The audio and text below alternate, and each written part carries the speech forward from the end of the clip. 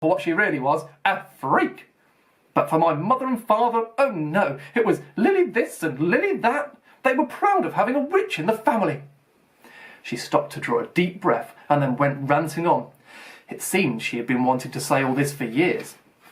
Then she met that Potter at school, and they left and got married and had you, and of course I knew you'd be just the same, just as strange, just as abnormal. And then, if you please, she went and got herself blown up, and we got landed with you. Harry had gone very white. As soon as he found his voice, he said, "Blown up? You told me they died in a car crash." "Car crash?" roared Hagrid, jumping up so angrily that the Dursleys scuttled back to their corner. "How could a car crash kill Lily and James Potter? It's an outrage, a scandal. Harry Potter not knowing his own story when every kid in our world knows his name." "But why? What happened?" Harry asked urgently. The anger faded from Hagrid's face. He looked suddenly anxious.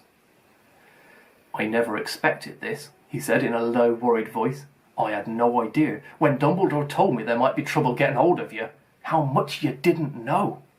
Ah, Harry, I don't know if I'm the right person to tell you, but someone's gotta. You can't go off to Hogwarts not knowing." He threw a dirty look at the Dursleys. "Well, it's best you know as much as I can tell you. Mind, I can't tell you everything. A great mystery it is, parts of it." He sat down, stared into the fire for a few seconds, and then said, "It begins, I suppose, with a person called... But it's incredible you don't know his name. Everyone in our world knows." "Who?"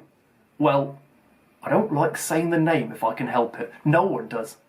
"Why not?" "Gulping gargoyles, Harry. People are still scared.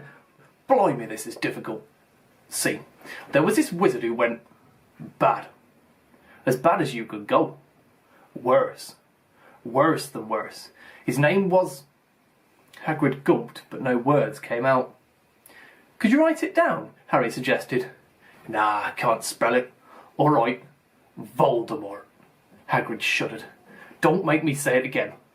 Anyway, this wizard, about 20 years ago now, started looking for followers. Got them too. Some were afraid. Some just wanted a bit of his power. 'Cause he was getting himself power, all right, Harry. Dark days it was. Didn't know who to trust. Didn't dare get friendly with strange witches or wizards. Terrible things happened. He was taking over. Course, some stood up to him, and he killed them. Horribly. One of the only safe places left was Hogwarts. Reckon Dumbledore's the only one you-know-who was afraid of. Didn't dare try taking the school. Not just then, anyway.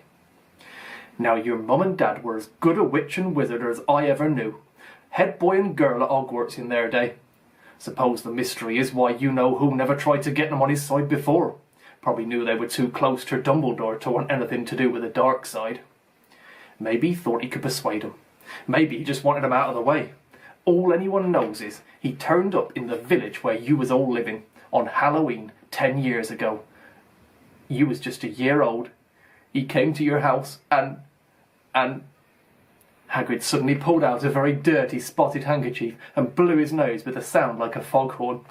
"Sorry," he said, "but it's that sad. Knew your mum and dad, and nicer people you couldn't find. Anyway, you know who killed him.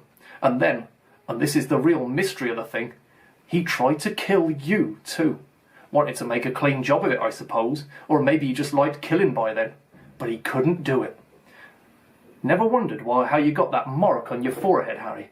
That's no ordinary cut. That's what you get when a powerful, evil curse touches you. Took care of your mum and dad and your house even. But it didn't work on you. And that's why you're famous, Harry. No one ever lived after he decided to kill him. No one except you. And he'd killed some of the best witches and wizards of the age. The McKinnons, the Bones, the Pruitts. And you was a baby. And you lived. Something very painful was going on in Harry's head. As Hagrid's story came to a close, he saw again the blinding flash of green light, more clearly than he had ever remembered it before. And he remembered something else. For the first time in his life, a high, cold, cruel laugh. Hagrid was watching him sadly. "Took you from the ruined house myself, on Dumbledore's orders, brought you to this lot." "Load of old tosh," Uncle Vernon said. Harry jumped. He had almost forgotten the Dursleys were there. Uncle Vernon certainly seemed to have got back his courage. He was glaring at Hagrid, and his fists were clenched. "Now you listen here, boy," he snarled. "I accept there's something strange about you. Probably nothing a good beating wouldn't have cured. And as for all this about your parents, well,